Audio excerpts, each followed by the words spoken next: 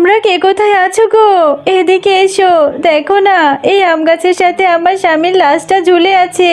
কে যেন আমার স্বামীর লাশটা এনে এখানে ঝুলিয়ে রেখেছে। সবজি আছে গো, সবজি, টাটকা টাটকা সবজি। দাদারা দিদিরা, টাটকা সবজি নিতে চলে আসুন। ও বাঘিনী দিদি, বেরিয়ে আসুন, আপনার জন্য টাটকা টাটকা সবজি নিয়ে এসেছি।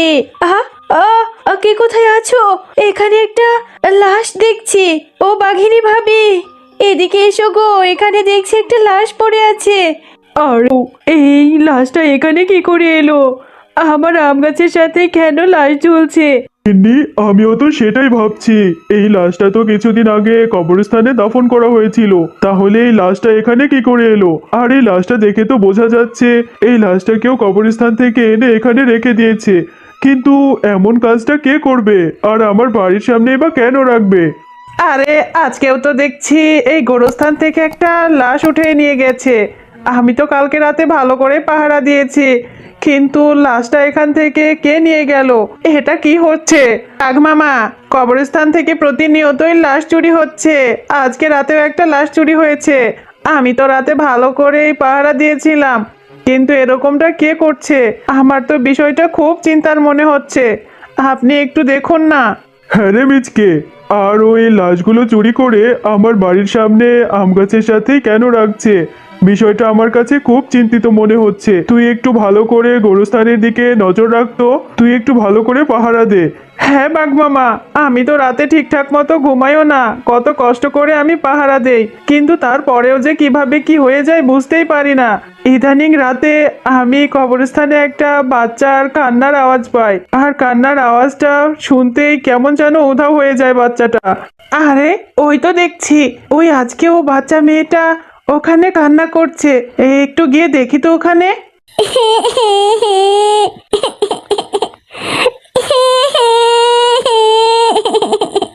বাচ্চা মেয়েটা এখানে কি করছে?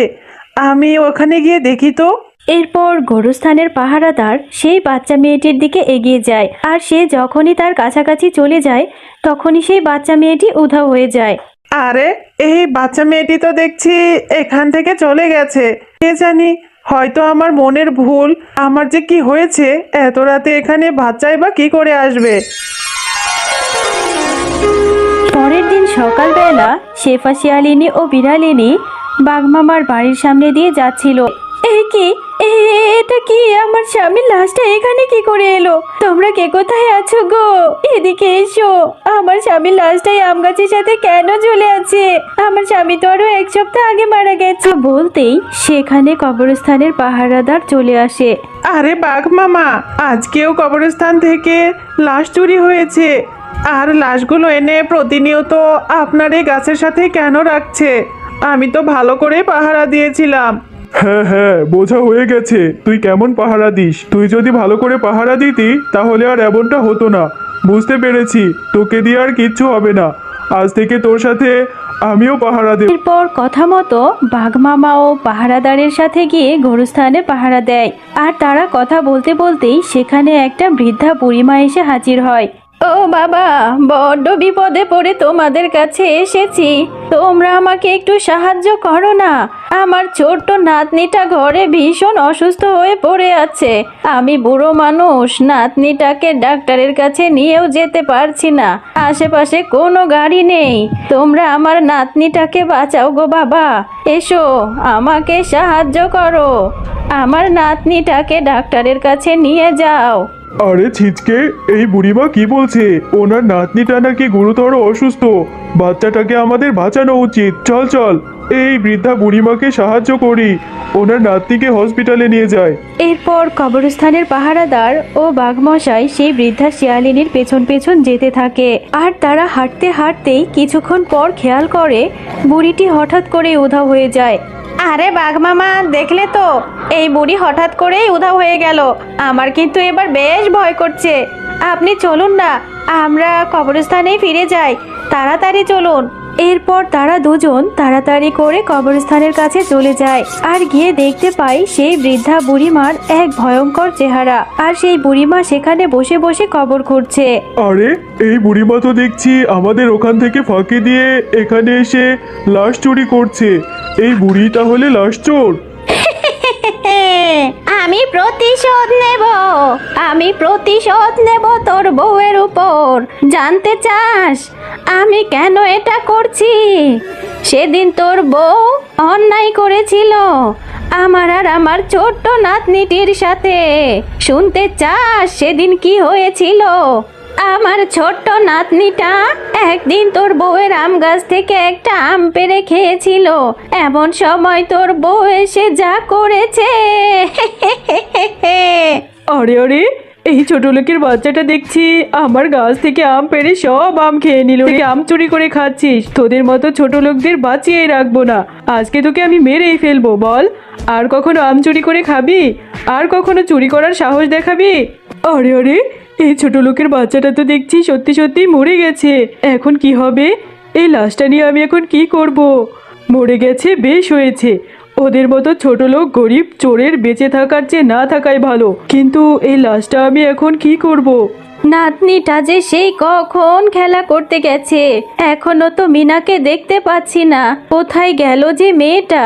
আমাকে বলল একটু পরেই চলে আসবো, এখনো দেখছি না। মেয়েটা না খেয়েই চলে গেছে। যাই একটু খুঁজে নিয়ে আসি। ও মিনা, কোথায় গেলি রে দিদি ভাই? আরে এই তো দেখছি আমার দিদি ভাই মিনার লাশ পড়ে আছে। ও বাগিনী, আমার মিনাকে কে মেরেছে? আমার মিনাকে কে মেরেছে গো? হ্যাঁ, তোমার নাতনি মরে গেছে, ভালো হয়েছে। মেরে ফেলেছি তোমার নাতনিকে। নাতনিকে তো চুরি করার শিক্ষা দিয়েছো। তোমার নাতনি আমার গাছের আম চুরি করে খেয়েছে, তাই আমি ওকে উচিত শিক্ষা দিতে গিয়েছিলাম। ও আমার মার খেয়ে মরে গেছে। আর এই বিষয়টা ধামা চাপা দিয়ে রাখবে। যদি এই কথা গ্রামের অন্য কাউকে বলেছো তাহলে তোমাকেও মেরে ফেলবো। আরে বাঘিনী, তুমি এটা কি বলছো? আমার অবুঝ নাতনিটাকে তুমি সামান্য একটা আমের কারণে মেরে ফেললে? তোমার একটা আমই না হয় খেয়েছিল। আমার নাতনির জীবনের থেকেও কি তোমার আম বড় হয়ে গেল? আমি তোমাকে ছাড়বো না, আমি তোমাকে পুলিশে দেব, তোমার বিচার হবে। এই কথা শুনে শয়তান বাঘিনী সেই বৃদ্ধা বুড়িমায়ের মাথার উপরে একটা ইট ছুঁড়ে মারে। আর ইটের আঘাতে বৃদ্ধা বুড়িমা সেখানেই পড়ে মারা যায়। আরে আরে, এটা কি হলো? এই বুড়িও তো দেখছি মরে গেল। এখন কি হবে? এখন তো পুলিশ এসে আমাকে ধরে নিয়ে যাবে। এক্ষুনি কিছু একটা করতে হবে। এই লাশ দুটোকে আমাকে লুকোতেই হবে। এরপর তোর বউ শয়তান বাঘিনী আমাকে আর আমার নাতনিটাকে তোর ওই আম গাছের নিচে পুঁতে রেখেছিল। হ্যাঁ বুড়িমা, তোমার কথাটা শুনে বেশ খারাপ লাগলো। সত্যি আমার বউ তোমার সাথে অন্যায় করেছে, কিন্তু তার প্রতিশোধ নিতে গিয়ে তুমি এই কবরস্থান থেকে লাশগুলো কেন উঠিয়ে নিয়ে যাচ্ছ? এটা তো ভালো কাজ নয়। তুমি কি চাইছো? আমি তোর বউকে মেরে ফেলবো। আমি তোর বউয়ের লাশ চাই, তোর বউকে উচিত শিক্ষা দিব।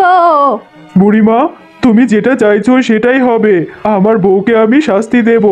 তবে তুমি আমাকে কথা দাও, তুমি আর কখনোই গোরস্থান থেকে কোনো লাশ নেবে না। কালকে সকালে তুমি আমার বাড়ির সামনে আসবে। তোমার সামনে আমার বউকে উচিত শিক্ষা দেব। গিন্নি, তুমি কেন এই বুড়িমার সাথে ও তার নাতনির সাথে এরকম নির্মম অত্যাচার করেছো? শুধুমাত্র তোমার জন্য বুড়িমা প্রতিশোধ নিতে এতগুলো লাশ এনে এখানে রেখেছিল। তোর বউকে আমার হাতে ছেড়ে দে, আমি ওর রক্ত খাবো। ওকে আমি মেরে ফেলবো, ওকে আমি মেরে ফেলবো।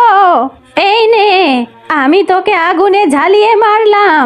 বুড়িমা, বুড়িমা আমাকে ছেড়ে দিন। আমি অনুতপ্ত। আমি ভুল করেছি, আমাকে মাফ করে দিন। আমি সেদিন আপনাদের সাথে অন্যায় করেছি। আমি এরপর থেকে নিজেই মা হতে পারিনি। আমি ভুল করেছি, আমাকে মাফ করে দিন।